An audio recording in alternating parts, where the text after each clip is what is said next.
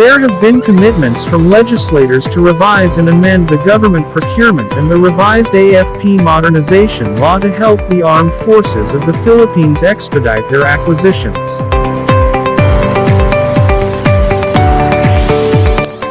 To give an example of how awful the procurement law is in the ongoing acquisitions for AFP, we can take the Philippine Army's procurement of guided munitions for their 155mm howitzer and 120mm mortar.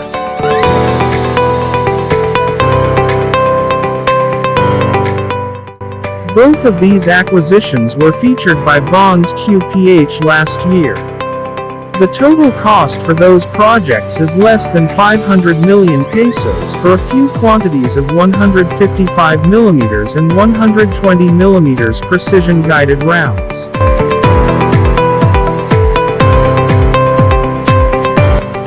Since last year, the scheduled bidding for those projects has been postponed and moved to a later date and postponed again. The 155mm precision-guided munition system project has been open since May of last year, while the bidding for the 120mm guided mortar munition system was August of last year, and until now this project has not yet concluded.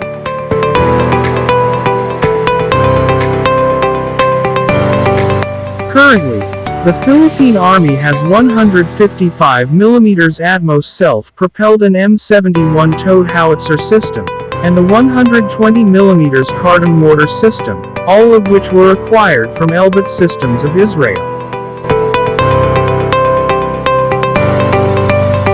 Elbit also has a variety of guided munitions, and Bons Cue PH had the opportunity to see this in the last year's UDOSH Symposium. There's the Silver Bullet, which is a guided fuse for the 155mm round, and the Stylet, a 120mm guided munition for the Cardam mortar system. So we can ask, why not the AFP or the Philippine Army negotiate directly with Elbit for those munitions instead of having an open bidding for this project?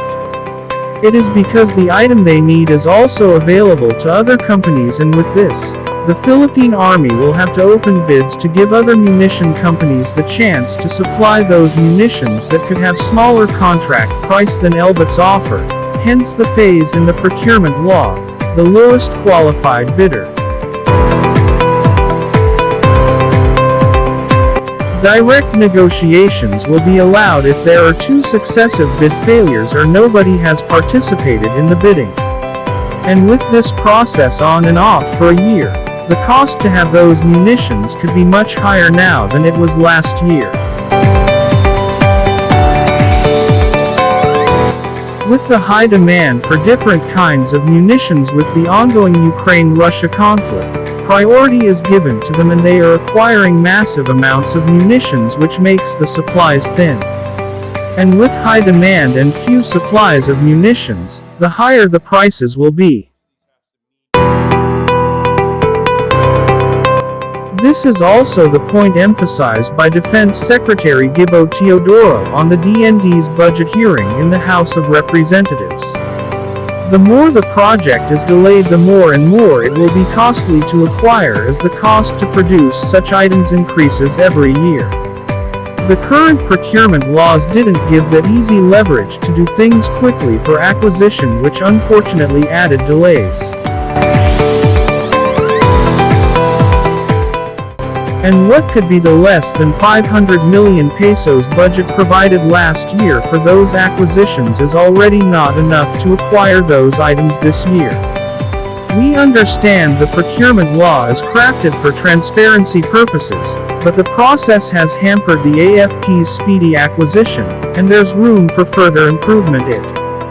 Bons Cue PH hopes our dear legislators will be committed to revising and amending the current procurement and AFP modernization law.